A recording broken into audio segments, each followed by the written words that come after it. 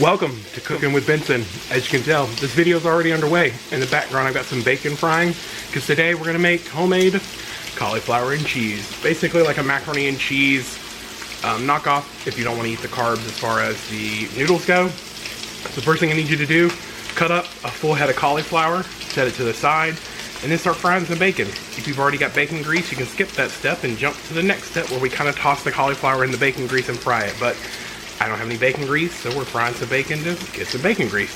So let's get going. ASMR Bacon Edition.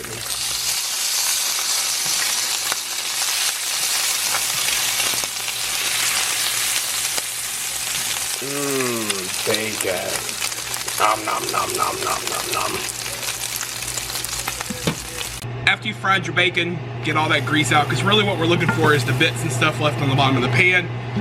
We're going to deglaze this pan with just a little shot of tequila, whatever your preferred alcohol is. Sorry you guys got all fogged up there.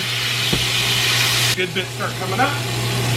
And with your cauliflower, we're going to let this kind of simmer and cook and brown a little bit for just a few minutes, and then we'll get it out of this pan and we'll start on our cheese sauce. And that's kind of the color we're looking for on the cauliflower.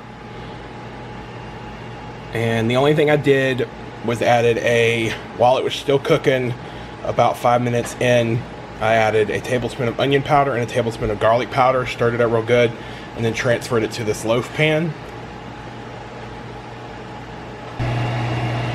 So for the cheese sauce, you want to get 8 tablespoons of butter into a pot, get it going. You want to get it melted down, and then once it's fully melted down, we're going to go in with a cup of flour. Now I'm using almond flour, so I'm only going in with about 3/4 of a cup, a little bit more than that, because I don't need as much almond flour. But what we're going to do, even if you're just using regular flour, you're going to get this butter melted, you're going to dump in your flour, and you're just going to stir it, and it's going to get almost like shoe pasty. Like it's shoe, I guess if you don't really cook that often, shoe paste, it'll become almost like a cookie dough paste consistency, and that's fine. You're just going to keep cooking and stirring and cooking and stirring it. And what we're doing is we're trying to let that get brown and kind of cook the flour down and out of it before we add our milk and our cheese. So want that butter to be at a boil, so don't dump it in too early just because your butter's melted. Wait till it starts to bubble before you add it back in there. So once your flour's added and you get it stirred into the butter, this is kind of what you're getting. As you stir, it's going to pull away from itself. But what you're doing is you're cooking that flour taste out. So alright, so I've let this cook for about 5 minutes, so all the flour should be cooked out of it. And if you notice, I've lost even a little bit more moisture, so that it's even become more pasty and stuff. So now what I'm going to do is add my cheese, get it stirred in there, and then I'm going to slowly start adding my milk until I get that ooey gooey, creamy, cheesy sauce. And with my cheese, they ended up being about 1.5 cups of both of those cheeses. Alright, so right now we basically have like a fried dough ball full of cheese. And then we're going to go in. I'm going to start with 1/2 cup. And then we're going to stir this and work this in until it incorporates. This is all being done on a medium to low heat. You don't want it too hot because you will burn your cheese and stuff. So medium to low heat while you're doing all this, you're adding all your ingredients and stuff. If you'll notice, I haven't salted anything because the cheese has enough salt for me, and I'm also we're gonna use that bacon that we use to make bacon grease, so that's gonna add a little bit more salt to it as well. So, all right, now we're just gonna give it a rough chop on our bacon.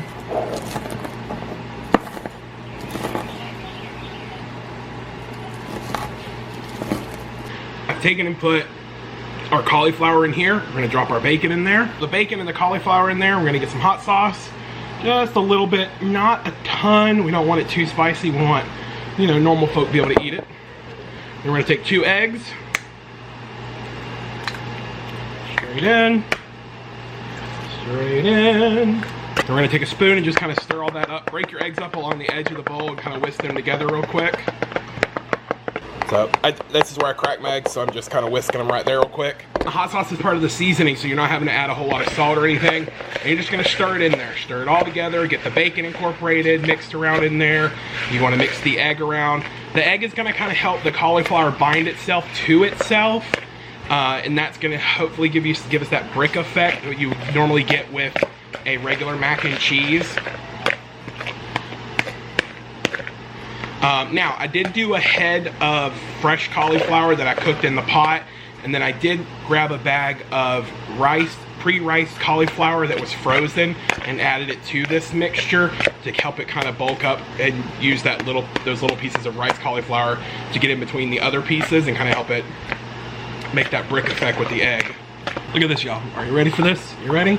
I did end up adding another handful of cheddar cheese because you want to taste this as you're going. It didn't have enough of a cheesy like oomph to it, but it had plenty of pull as far as like the mozzarella goes. So you see the mozzarella giving it that little bit of stretch. But man, look at that beautiful color. The flour's cooked out of it.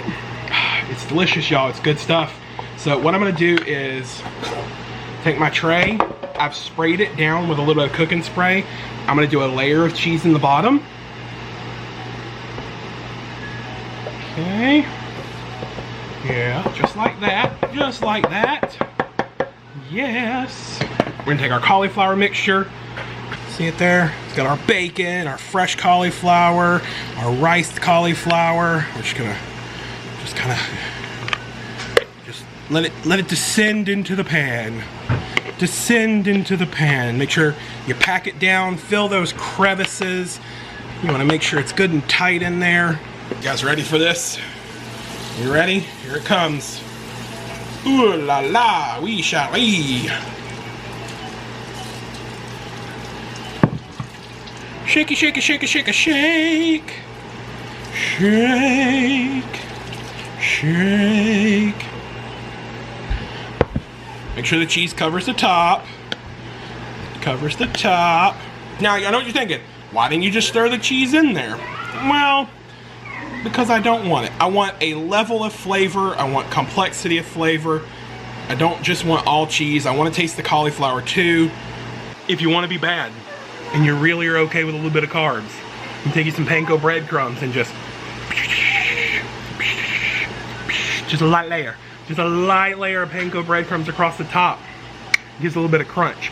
Now, what I would do first, bake this in your oven at 400 for about 15 minutes until the cheese kind of starts to set and wobble a little. And then add your panko breadcrumbs for an additional 5 to 10 minutes till they brown.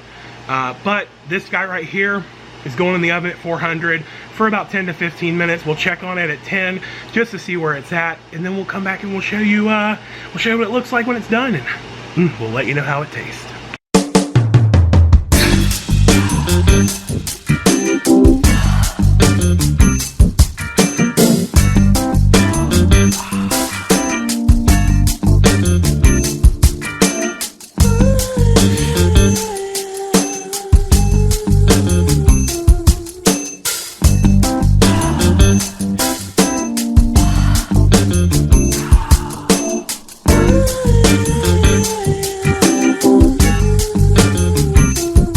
That's cauliflower and cheese, basically a less carby version of macaroni and cheese. So I used almond flour instead of regular flour, which has less carbohydrates, more dietary fiber and stuff. We used regular cheese, and then we used cauliflower instead of noodles.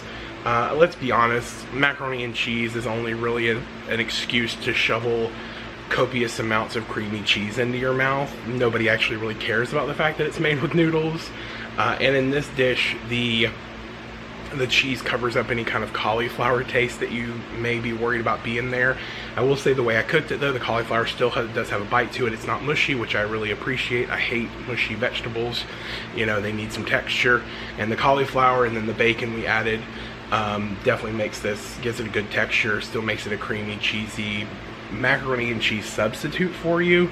I will say you could totally make this a vegan dish if you went with instead of butter to cook your almond flour, you could use a little bit of olive oil or vegetable oil.